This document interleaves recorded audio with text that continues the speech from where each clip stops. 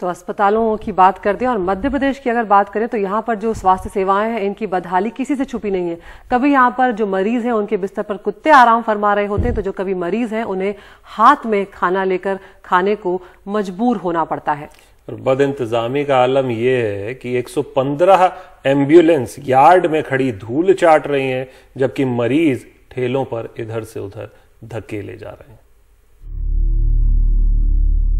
कोई ठेले में मरीज को अस्पताल पहुंचा रहा है तो कोई गोद में मरीज को अस्पताल लाने पर मजबूर है। मध्य प्रदेश में स्वास्थ्य सेवाएं कैसे वेंटिलेटर पर है, इसकी कई कहानियां हमने आपको दिखाई, लेकिन ऐसा होता क्यों है, जानना चाहते हैं तो देखिए। सड़क हादसे में घायलों और गंभीर रूप से बीमार मरीजों को फौरन अस्पताल पहुंचाने के लिए सरकार ने 10 करोड़ 35 लाख रुपए खर्च कर 115 एम्बुलेंस खरीदी, लेकिन लगभग 6 महीने से ये भोपाल के करीब भौरी में यार्ड में पड़ी धूल खा रही हैं। वजह फैब्रिकेशन वर्क यानी एम्बुलेंस में मेडिकल उपकरणों के इंस्टॉलेशन का ना होना, वो भी तब जब इसके लिए 4 करोड़ 60 लाख रुपए अगस्त 2018 में ही स्वीकृत हो गए थे। राष्ट्रीय स्वास्थ्य मिशन से जुड़े अधिकारी कह रहे हैं तकनीकी दिक्कतों की वजह से पहिए रुके थे, अब रफ्तार पकड़ेंगे। बीच में भारत सरकार के द्वारा AIS 125 के नॉर्म्स एम्बुलेंसेस के लिए लाए गए। इस 125 नॉर्म्स लाने के बाद, AIS 125 नॉर्म्स लाने के बाद में जो हमारे टेंडर के जो प्रीबिड मीटिंग्स थी उसमें क्वेरीज उठाई गई। उन क्वेरीज का समाधान करने के बीच में ही मॉडल कोड ऑफ कंडक्ट प्रभावशील हो गया। जैसा कि आप जानते हैं, मॉडल कोड ऑफ कंडक्ट के बीच में कोई भी ठेका खोलने के लिए हमको अनुमति देनी पड़ती है। विभाग द्वारा अनुमति के लिए पत्रसाज किया जाए, लेकिन उसके परिणाम हमको समय रहते नहीं प्राप्त हुए। अतः finally model code of conduct के बाद में टेंडर को हमने ओपन किया है। बहुत जल्दी ये गाड़ियां रोड पे आ जाएंगी। राज्य में फिलहाल 150 खस्ताहाल एम्बुलेंस चल रही हैं, जिन्हें 115 नई एम्बुलेंस से बदला जाना था। काम राष्ट्रीय स्वास्थ्य मिशन के तहत होना था। फिलहाल ये कांग्रेस बनाम बीजेपी की लड़ाई हो गया है। दोनों एक दूसरे के राज पर आरोप लगा रहे हैं। स्वास्थ्य मध्य प्रदेश में बदहाल कर दिया था भारतीय जनता पार्टी ने, और सिर्फ भ्रष्टाचार का ही एक उसका बहुत बड़ा कारण था।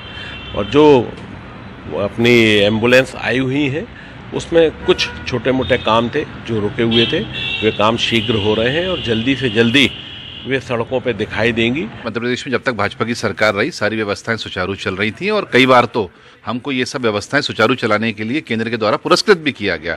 अब एम्बुलेंस किस स्थिति में आई है उसको देखने की आवश्यकता है। कुछ दिनों आचार संहिता रही, उसके बाद कांग्रेस की सरकार आई है, और कांग्रेस की सरकार अभी खुद ही जो है बीमार पड़ी है। लगातार मुख्यमंत्री जो हैं वो दौरों में व्यस्त हैं और किसान के कर्जे में परेशान हैं। मुझे लगता है इस पूरे मामले में कहीं ना कहीं संजीदगी से काम करना चाहिए था। बहरहाल इस मामले में प्रशासन का कहना है कि 115 में से 75 एम्बुलेंस 18 फरवरी तक सड़क पर दौड़ने लगेंगी, बाकी में भी फरवरी के आखिरी तक जरूरी उपकरण लग जाएंगे। इस पुरानी एम्बुलेंस की हालत आप देख सकते हैं, लेकिन राज्य के लिए जो नए एम्बुलेंस खरीदे गए उनके पहिए अब तक यार्ड में ही जमे हुए हैं। और शायद यही वजह है कि शहरी क्षेत्रों में एम्बुलेंस को जो पहुंचने में वक्त लगता है वो 20 से बढ़कर 25 मिनट हो गया। बताने की ज़रूरत नहीं है कि ये 5 मिनट किसी की ज़िंदगी बचाने के लिए कितने अहम हो सकते हैं, लेकिन शायद पहले से जो स्वास्थ्य सुविधाएं मध्य प्रदेश में वेंटिलेटर पर पड़ी हुई हैं उसके सामने भी राजनेताओं को सियासत ही ज़्यादा ज़रूरी लगती है। छिंदवाड़ा से सचिन और भोपाल से कैमरा पर्सन रिजवान खान के साथ अनुराग द्वारी, NDTV इंडिया।